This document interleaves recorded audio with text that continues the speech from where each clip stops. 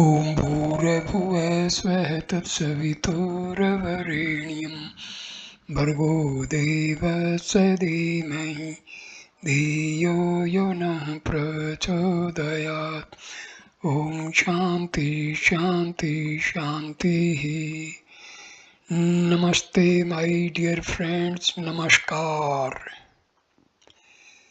This is fifth video on Viveka Chudamani of Adi Sankaracharya.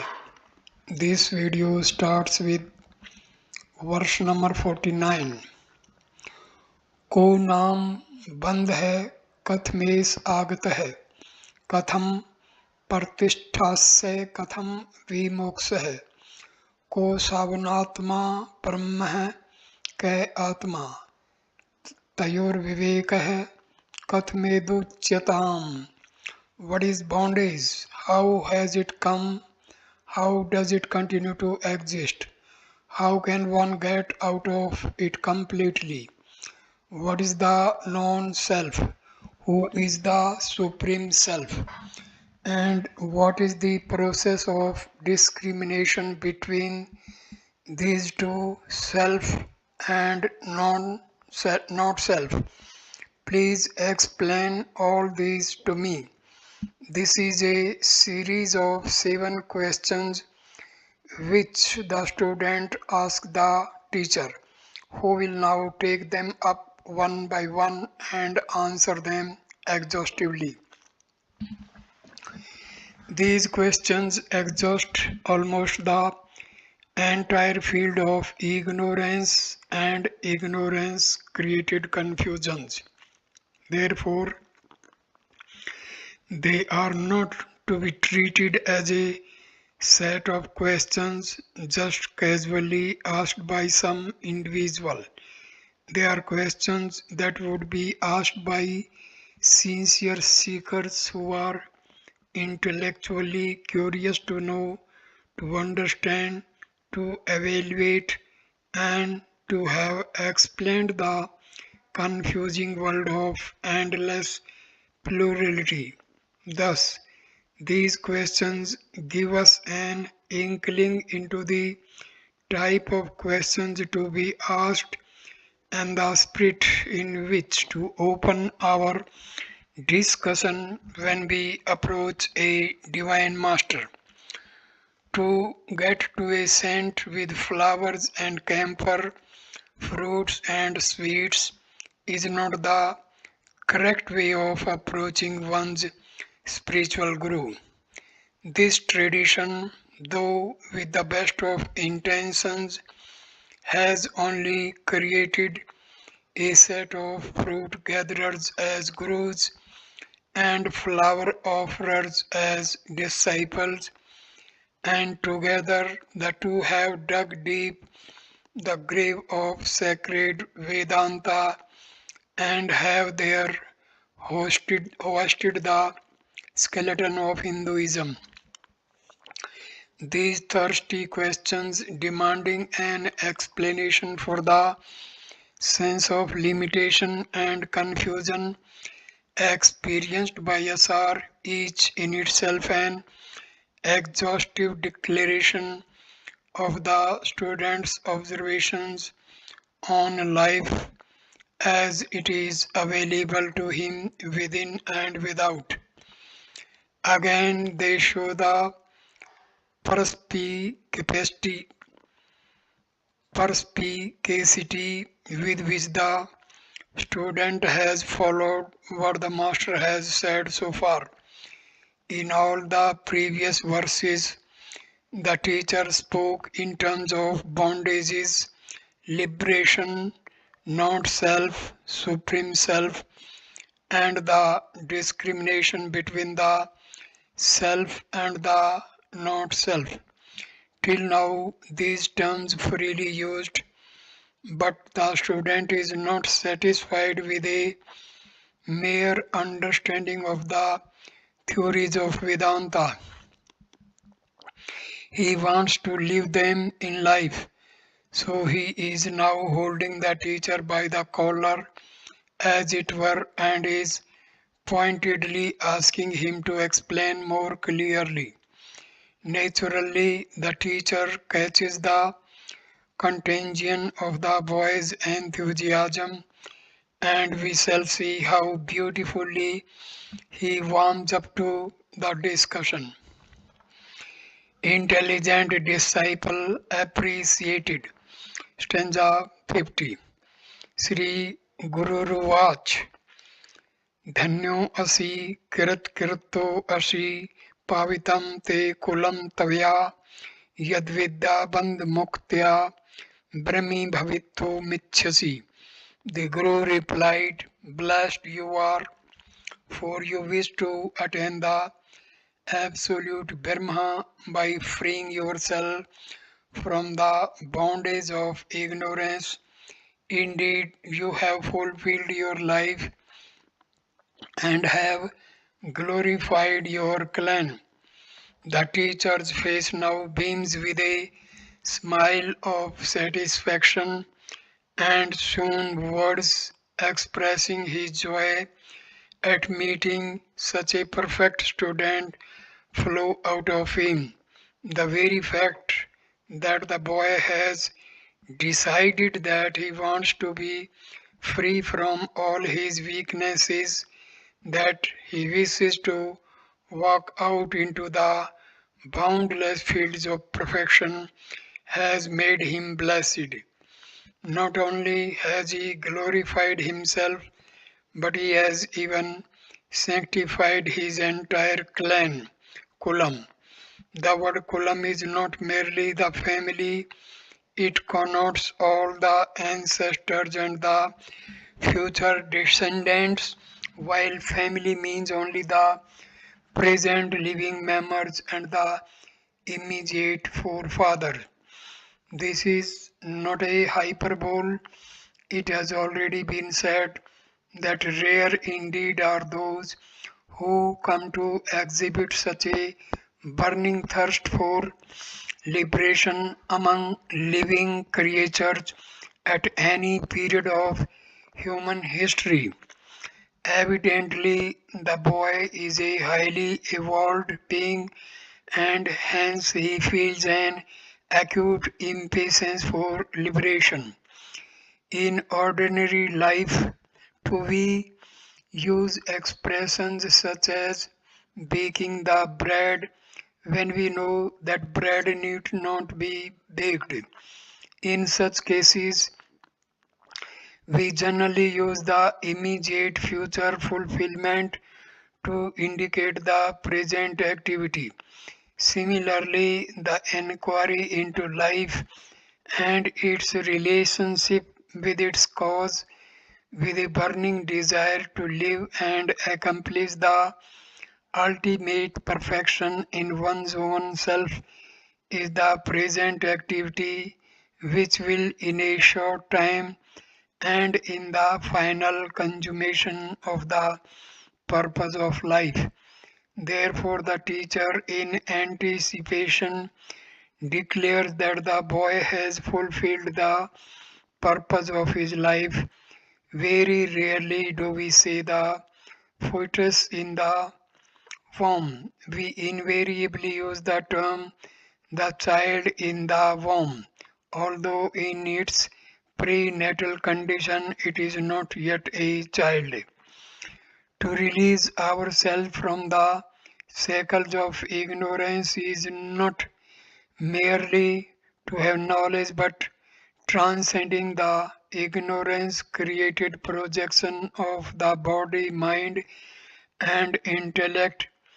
It is to live and experience reality in itself. Therefore, the teacher says, you wish to attain Brahmahood, that is Godhood. Glory of self effort. Stanza number 51.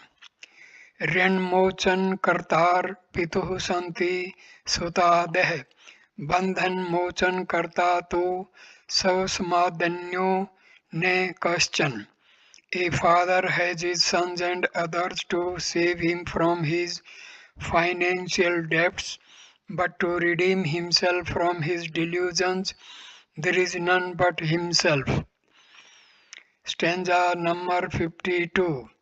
Mast kanne bhar derdo mannai nirvayarte Aksudhadikrit dukham tu vinasven ne kenchit. Exhaustion and fatigue caused by carrying a load on the head can be relieved by others coming to one's help, but none can save one's own self, can end the pangs caused by hunger, etc. Stanza 53. पथ्यम औषध सेवा च क्रियते येन रोगिणा आरोग्य सिद्धिर्दृष्टस्य न अन्ये अनुष्ठी कर्मणा. The patient who faithfully follows the right diet and takes the proper medicine alone is perceived to recover from his illness. No one recovers because another undergoes the treatment. In these three verses, the Master is trying to drive home the importance of self-effort upon the student. Any amount of hearing, study, intellectual thinking, and logical discussion cannot by themselves bring about liberation from our misconceptions and false evaluations in life. Textbooks on culture and tradition and missives on religion are not talismans which can keep the Satan away. In order to impress this idea upon the student, the teacher gives three verses with three different examples.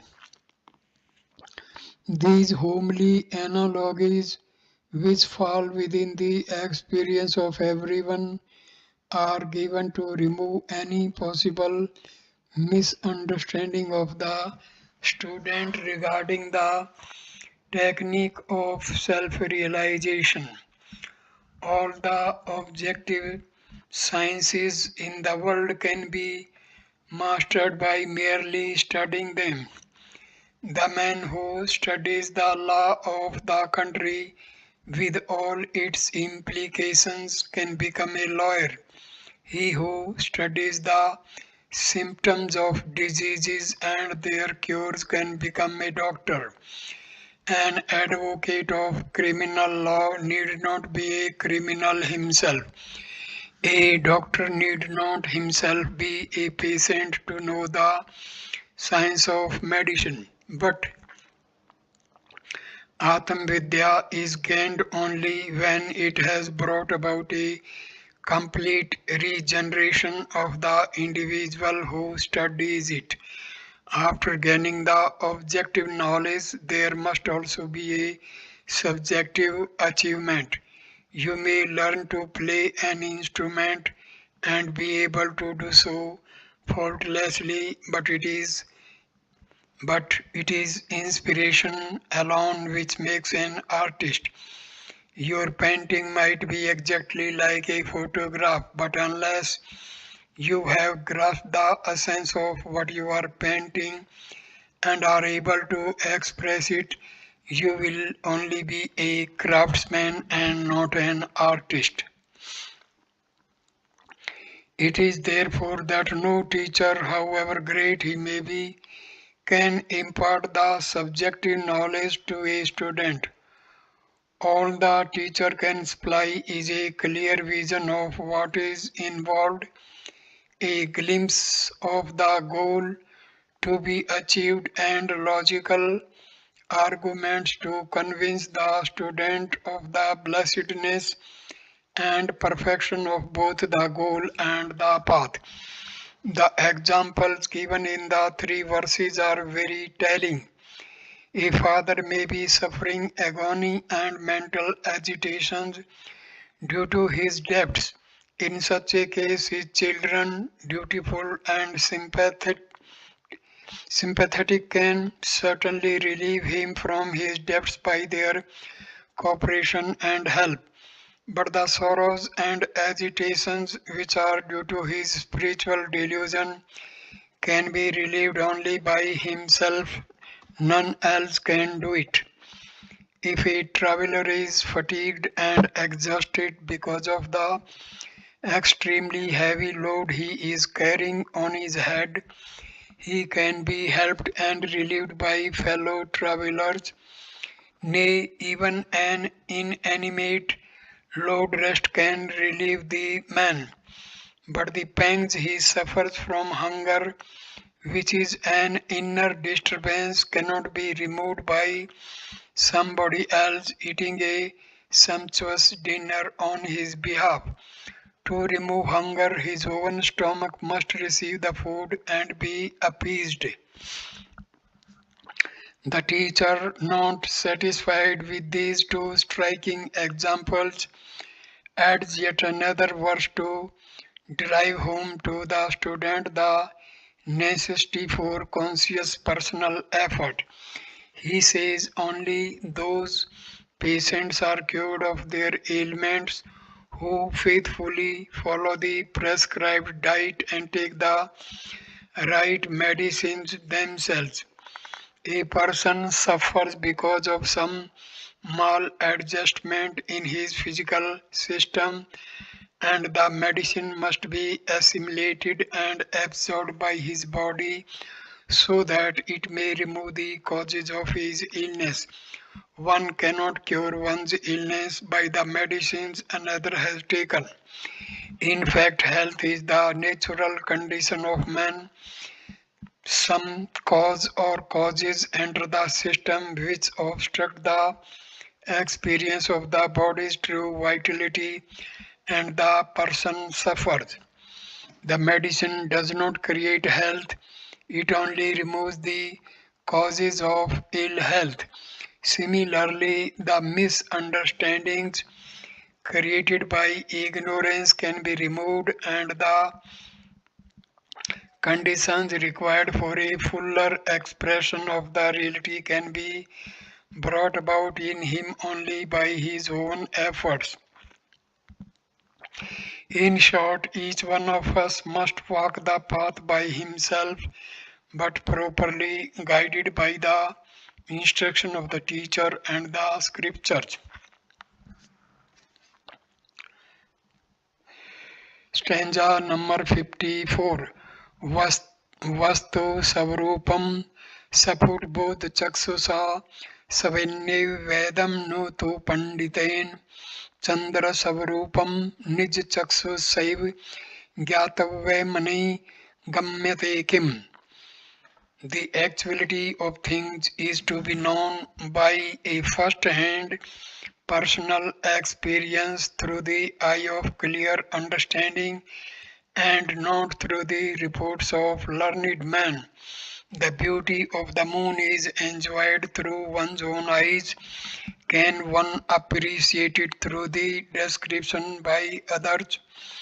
Sankara reinforces the idea in the above three examples with yet another verse, hammering as it were the last nail on the coffin of our doubts.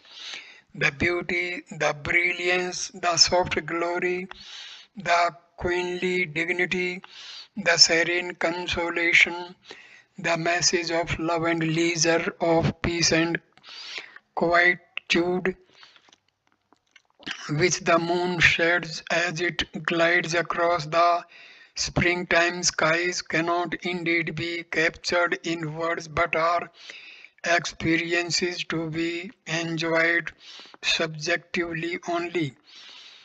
The vision of its majesty is to be perceived by one's own eyes and experienced in satisfying suggestive silence. A blind man cannot enjoy the love messages of a moonlit night. When the self rises in the dark bosom of our ignorance and glides across the horizon of our experiences, That experience cannot be described fully to us by another, even though he may have experienced it himself. Each must experience it from himself in himself. This analogy of moonrise is indeed the most poetic and by far the most appropriate example to indicate the soft silvery light of knowledge that illumines with its sublime peace and perfection the dark atmosphere in the bosom of the ignorant. Stanza 55. Avidya kam karmadi pasbandham vimochitum ke shaknu Saknuya Divnatmanam Kalpkoti Satrapi. Who else but oneself can help rid oneself of the bondage caused by the change of ignorance, desire, action, etc., even in 100 crore of kalpas? The bondage felt by the mortal is caused by the ignorance of his own real nature. This ignorance of his own all fullness in his spiritual personality creates in his intellect waves of desires with which he expects to make himself full. Desires create in his mind thought waves, and thoughts express themselves as action. These three, ignorance, desire, and action, are together called in Vedanta Shastra as the heart knots. Hirdaya Granthi. These are the cords that bind the ego, jiva, to the finitude and sorrows of a mortal.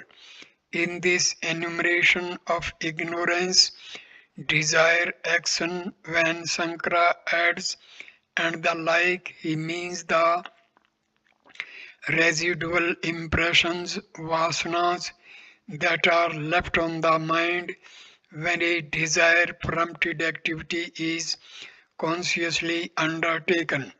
These vasanas thicken the ignorance by darkening desires, agitating the thoughts, and propelling us into a world of frenzied activities. The Acharya naturally asks, who can save a man from the chaos in his mind and intellect which is responsible for his rabid activities in the world of objects and his painful confusions in his relationship with his fellow beings? The answer is contained in the question itself, none but he himself.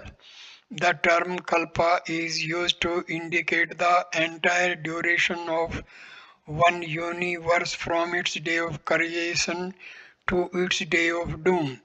It has been calculated that the light of the universe is one day of the Creator, which is equivalent to 432 million years in terms of calculation of time possible with our finite and limited time.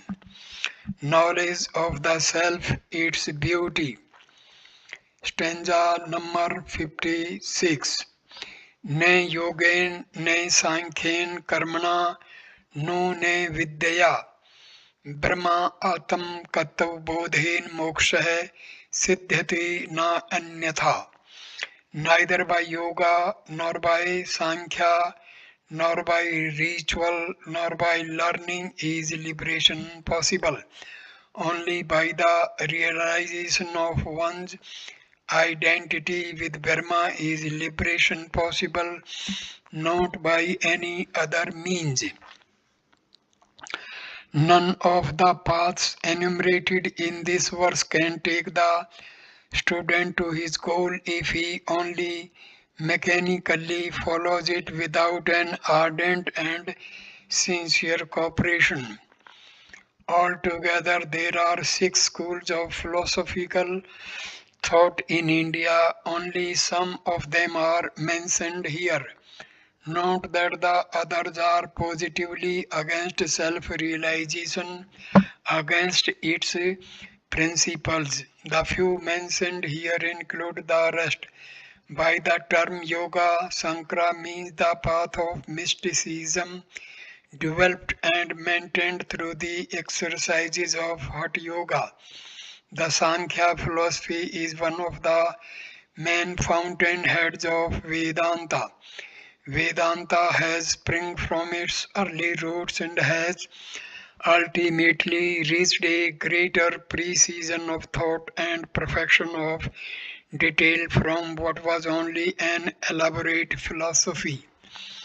According to the Sankhya philosophy, essentially dualistic, the world is constituted of two intrinsic factors, Purusha and Prakriti, spirit and matter. Spirit is the sentient, intelligent, knowing principle, the vital factor, the source of all life that expresses through physical forms. Matter is insentient, unintelligent, and lifeless in itself, but it comes to exhibit the characteristics of life when it is blessed with a close proximity with the spirit. Purusha by itself cannot achieve or execute, but when matter comes in contact with it, it is charged with dynamism. The spring in the watch is inert. Then what makes the watch work? The tension in the spring. That is not an activity, it is dynamism. So the Purusha has no activity. All activities of life takes place when Purusha dons the robe of matter. Prakriti herself is inert. Purusha by himself has no activity. But when they are wedded to each other, both seem to gather divinity, might, and power as a result of each blessing the other. In this philosophical concept, the logic of thinking took the Sankhyans to a natural conclusion that Purusha reveling within one sample of matter is different from the Purusha in all others. Liberation from the entanglements of Prakriti is gained by Purusha when there is discrimination on all occasions and in all conditions, recognizing the eternal spirit as separate from finite matter. One step ahead of Sankhya is Vedanta. It explains that when one gains the true knowledge of the Purusha, the Atma, the yogi experiences that Prakriti is only a superimposition upon the Purusha, that there is in fact no such distinction. The Supreme alone is one without a second, revealing everywhere the subtlest of the subtle, the pure principle of consciousness.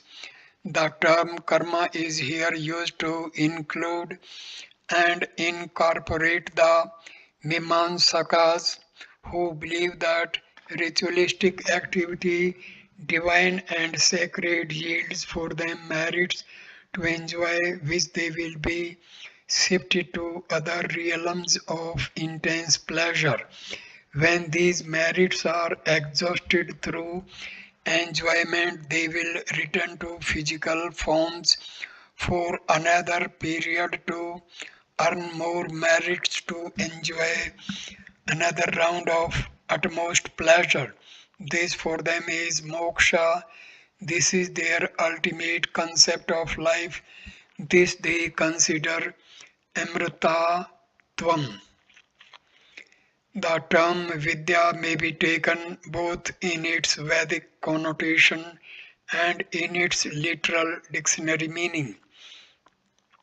In its Vedic application, Vidya means upasana, concentrated and devoted meditation, wherein the intellect tries to get away from its circumscribing vanities through a deliberate identification with a vaster concepts as I am prana, the all-pervading, or I am the sun, the almighty, or I am fire, the effulgent, or I am Indra, the omnipotent, etc. Vidya, in its other sense, means mere learning or book knowledge. All these are in themselves only techniques of self-development but are not the goal. The Calcutta route is not Calcutta, the Bombay route is not Bombay. Of course, they both, if consistently pursued, will certainly take us to Calcutta or to Bombay. Having reached in neither of the cities will we find the stretches of the roads we travelled in order to reach them. Yoga, Vidya, etc. are all means, they do not represent the end. The goal is in realizing that the self in us is the same self in everything and being. This realization of the divine nature of man, individually experienced each for himself, is the only method by which we can be liberated from the bondages of intellectual restlessness, mental agitations, and physical cravings.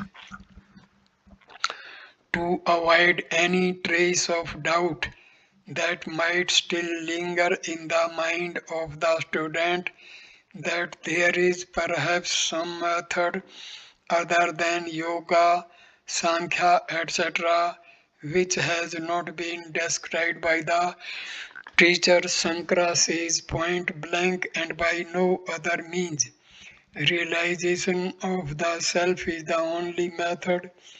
There are no other means by which our present experiences of finitude and limitations can be destroyed root and branch.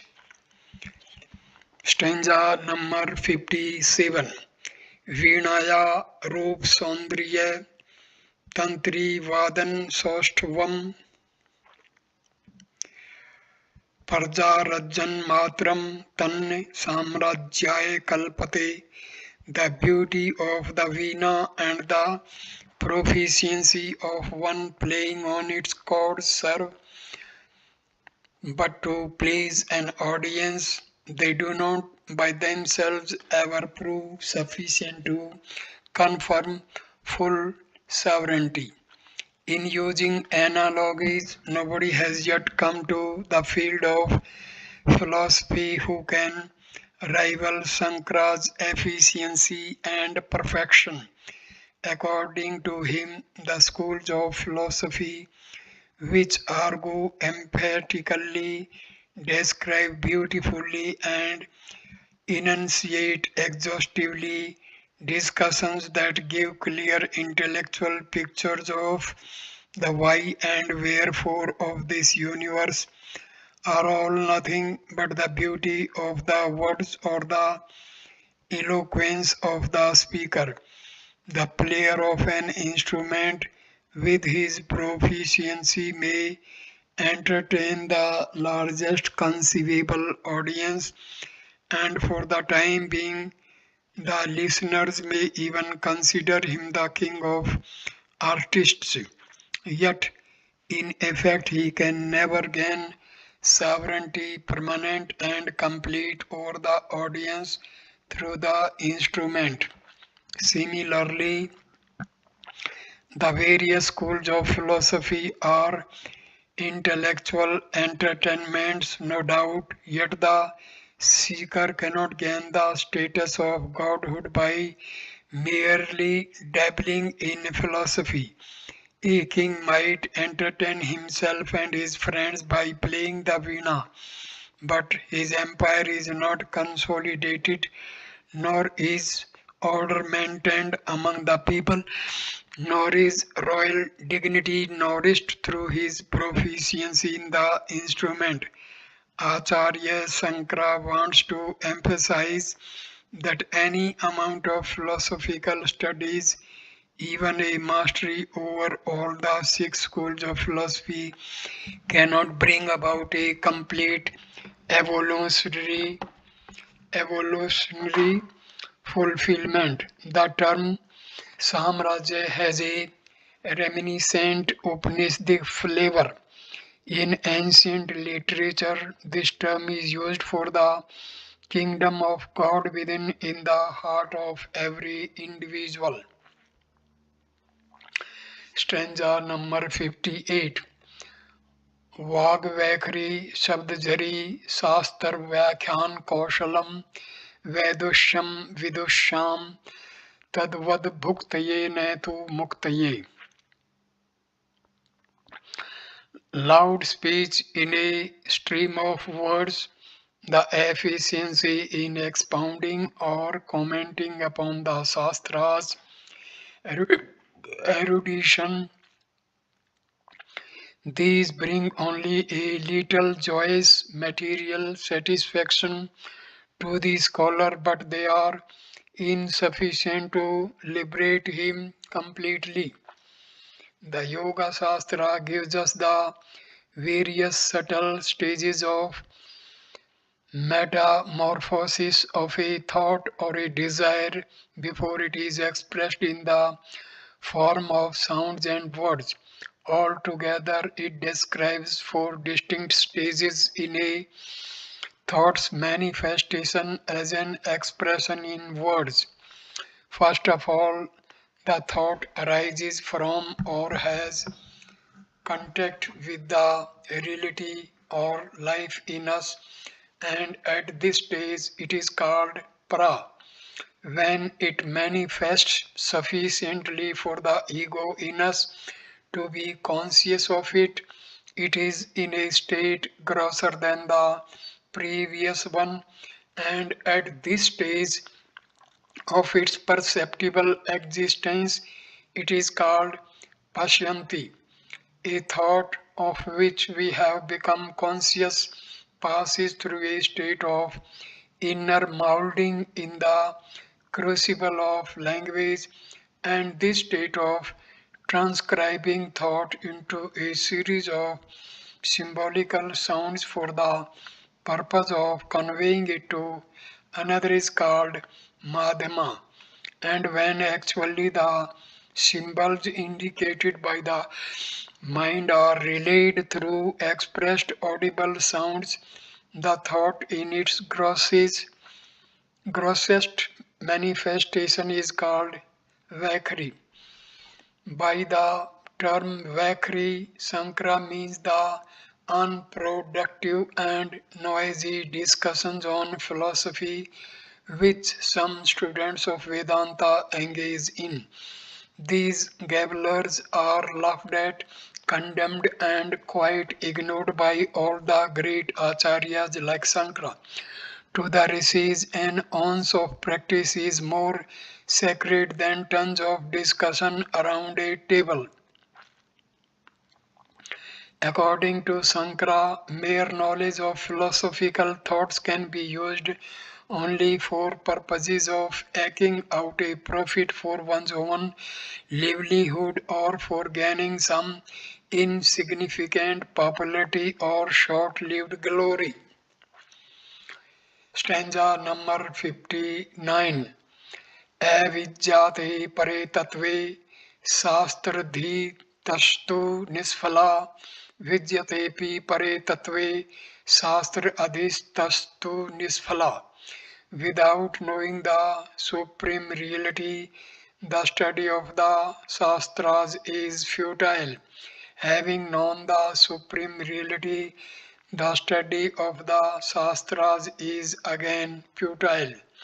Here is an exquisite example of the use of a deliberate statement of contradiction to hammer a point into a student while creating in him a sense of wonderment. The verse, even in its 10th reading, leaves a staggering sense of amazement and confusion. Wonder is an emotion in which there is a dizzy pause in thinking, and at such a moment of intellectual arrest, the verse filters through. When one realizes the meaning fully, it goes straight into the deepest vaults of one's heart cave. The paradox is resolved when we give a little conscious application of purified intellect on the word, knowing in both the lines of the verse without knowing in the first and having known in the second. In both cases, knowing connotes a different meaning, the literal and the indicative. In the first line, it means intellectually understanding, and in the second line, it means realizing. In the light of these interpretations, the verse becomes a clear statement of truth. As long as we have no right intellectual appreciation of what the Vedanta text indicate, all study of the scriptures is futile. Again, when we have realized the truth, study of the scriptures is redundant. Elsewhere in Vedantic literature, it is said that the efforts of all the Vedas is ultimately to deny the existence of plurality, which is a sorrowful dream projected by the individual mind, a delusion superimposed upon the Atma, the substratum. All arguments that we can marshal to convince a deluded friend that what he perceives is not a ghost but only a harmless post constitute the scriptures indicating the post. Naturally, therefore, any man of realization reading even the best of scriptures must laugh indulgently at the colossal inefficiency of Mother Shruti. And those who have no conception of reality, to them no scriptural study can give even a trace of thrill. We read in Vedanta that to such immature intellects, the Upanishads are empty words, just as children can never understand the physical thrill of married life, so too, poor things, they have not the instruments to understand or the maturity to comprehend the truth. Then, as they grow, even if it is not taught, they will instinctively learn to feel or to know. Stanza number 60. शब्दजालं महाअरण्यं चित्भ्रमन् कारणम् अतः पर्यतजाजतव्यं तत्त्वसत्त्वमात्मनम्. Commentaries on philosophies constitute a thick jungle in which a roaming mind may easily get lost in its own delusion. Therefore, true seekers of Brahma should, through right efforts, come to experience the real nature of the self. In this brilliant metaphor, the Acharya woos both poetry and philosophy with the ardor and fervor of a true and noble lover, handling the philosophy and dandling the poetry as it were. Here he conveys to us the idea that mere philosophical discussion is a dangerous jungle, dark and dreary, with luxuriously growing poisonous weeds and prowling beast lying in ambush, ready to pounce upon innocent, unsuspecting pilgrims. No better description of the dialectics could be given of the endless arguments of the six schools of Indian philosophy, each trying to disapprove the others to establish its own point of view.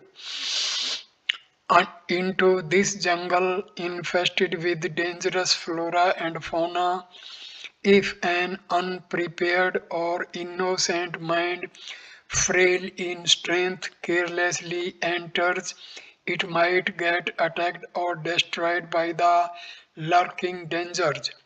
Even an intellectual master of great erudition and perfect scholarship can now and then tumble down into unseen potholes and suffer mental repercussions. So, the warning given here by the benevolent Acharya is of extreme service to initiates entering the portals of Vedanta. Let not the new seekers enter with hasty enthusiasm into such jungles of noisy confusion. The chances are that their minds will get overburdened with contradictory assertions of the great champions of the different philosophical viewpoints, and they will ultimately get lost in the blind alleys of wordy arguments. Therefore, a seeker should set about only after knowing the true nature of the self through the method of Atam Vichara. When he has fully acquired the necessary qualifications for it through upasanas and meditations. Stanza number 61. अज्ञान सर्वदृष्टस्य ब्रह्मज्ञान औषधं विना किमु वेदैश्च शास्त्रश्च किमु मंत्रै किम औषधै. For him who has been stung by the cobra of ignorance, the only remedy is the knowledge of Brahma. Of what use are the Vedas and the scriptures, mantras and medicines to such a victim of poison? The Supreme, poisoned as it were by self forgetfulness, has come to suffer the burning agony of limitations and sorrows. It has forgotten its divine nature and identifying with the matter envelopments, it sobs at its mortality, its sorrows, its imperfections. To one who has realized these and has come to feel a choking impatience to be relieved from the tyranny of pain, nothing short of self discovery can be satisfying. A victim of the snake bite of ignorance can be relieved of his painful delirium only by self realization. Only then can he live as the spirit, the reality in everything and being. It is natural that when a person realizes that he has been beaten by a cobra, he will have none of the ordinary prejudices of faith, creed, position, status, time, or place. Any help that reaches him from any quarter, offered in any attitude, will be most welcome. In that moment of dire sorrow, in the magnitude of his tragedy, he realizes the urgency of the situation, and his only demand is for some antidote to the poison which can restore him to natural health and vitality. Similarly, no sooner a seeker realizes that he has been beaten by ignorance, the most dangerous of all serpents in the wild jungles of uncultured and uncultivated hearts, then he will take the best from the Shastras and will try to imbibe immediately the specific cure for ignorance, the knowledge of the real. To such a one of what avail then are the slower, the more comfortable means of study of the Vedas and Shastras, repetition of mantras and dizzy philosophical arguments. Stanza number 62. Direct experience liberation. Ne gachti vina panam vyadhi व्याधिर औषध शब्दस्तय विना प्रोक्ष अनुभवम ब्रह्म शब्देनर मुच्यते.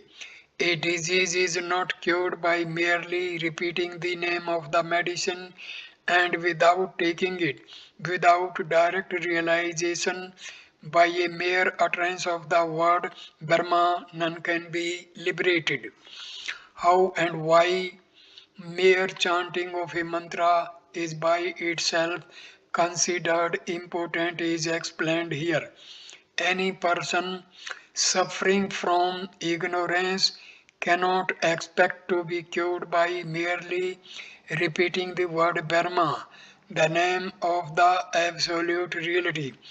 Repeated utterances of Aham Brahmasmi or a mechanical murmuring of endless Shivohams cannot by themselves produce any cure. However effective the medicine may be, no patient is known to have been cured only by repeatedly reading a prescription. By merely repeating for hours the word aspirin when one is suffering from headache, one can only increase it. The only cure is to take the medicine and assimilate it till it becomes one with the patient. By this alone can he get complete relief.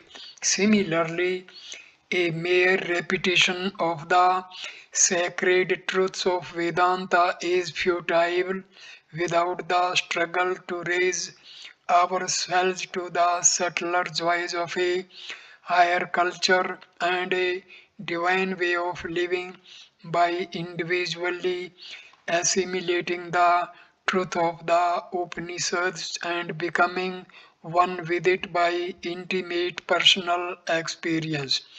Subjective realization, most intimate and immediate, total and permanent, is called aproksha anubhava of the self. No doubt this must be preceded by an intellectual understanding of the truth called in Sanskrit proksha jnanam. Intellectual appreciation is the way to reach truth and a full subjective apprehensions of the self is the God. Liberation from our delusions can come only when they have ended in pure knowledge. Darkness can end only in the presence of light. Stanza number 63. Ekritva drasya vilem gyatva tato atmana brahm sabdai kuto mukti rukti matri phalain nirnam. Without achieving the disappearance of the entire pluralistic world and without realizing the real nature of the self, how can one achieve full liberation by a mere repetition of the word Brahma? Surely it will end only in a wasteful effort of speech. The conditions preceding the full state of liberation are explained here. In the white heat of intense meditation, when the mental rays of the individual have been made single pointed and turned completely inwards to recognize the self within, The world of perceptions gets eliminated in the experience just as the world of the dream naturally rolls away from the waker's comprehension. We perceive the pluralistic world from the levels of the body, the planes of the mind, and the peaks of the intellect. With the body, we recognize the waking state world of names and forms. With the mind, we perceive the world of feelings and emotions, and with the intellect, we recognize and experience our world of ideas which has no declared boundary. On transcending our identifications with the body, mind, and intellect, the world of plurality filtering into our consciousness through the sense organs gets absorbed as it were into what unfolds itself as the pure self, the truth. On waking from a dream, it cannot be said that the dream has rolled away into some other point of time and place. We will have to accept that the dreamer in us only because of our complete forgetfulness of real self as the waker. On waking, the dream is considered to have vanished. Similarly, on awakening to the full spiritual consciousness of Godhood, the world of change and finitude is experienced as having totally vanished. Without coming to this state of total self realization, even though for only a fleeting moment, there is no liberation possible from the instinctive weaknesses that one suffers because of one's false identifications. This is the way shown by our scriptures. This is the path by which an endless caravan of perfect men traveled to gain their goal in life. And in our own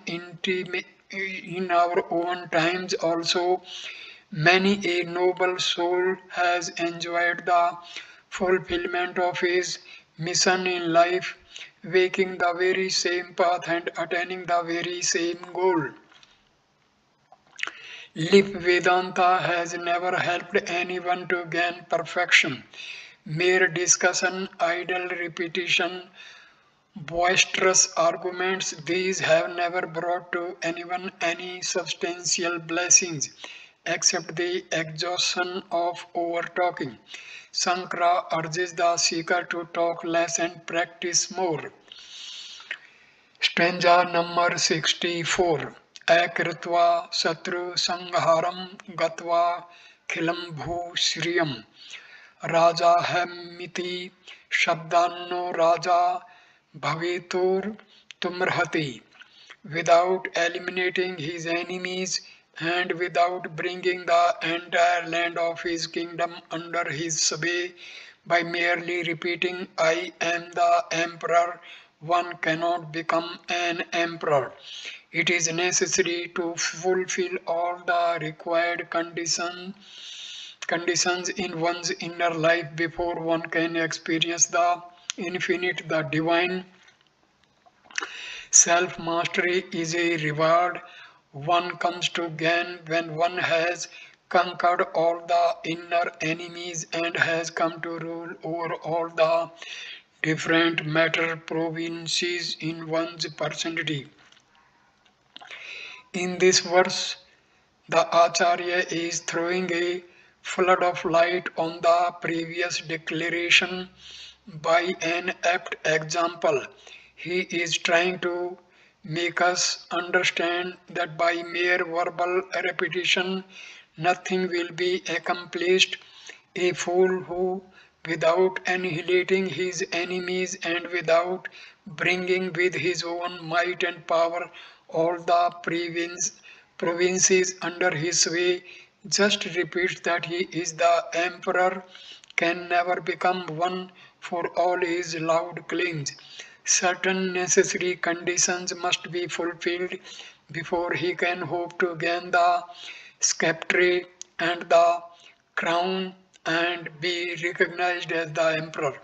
An emperor has no enemies within his own empire, and everyone living in his empire is directly under his will and command. If these conditions are accomplished, he need not even announce or declare that he is the emperor. The world will do it for him. Similarly, if a seeker has successfully destroyed all his inner enemies of desires and thoughts, physical demands, mental appetites, and intellectual wanderings, and if he has established mastery over the vast province of the waking, dream, and deep sleep states of consciousness, he need not thereafter repeat, I am Brahma, for every cell in him, every thought, and every idea that rises in him will sing in chorus his sovereignty over all at all times and in all conditions. The idea that man's self effort in the right direction alone can make him rediscover for himself the spiritual essence in him to be divine and all powerful is vividly brought out by the following exquisite verse pregnant with suggestions, rich in melody, perfect in flow and rhythm. Now, at this point, I complete this video. Next video number 6 will start with stanza number 65 of Vivek Chudamani of Adi Sankaracharya. Namaste, dear friends. Thank you.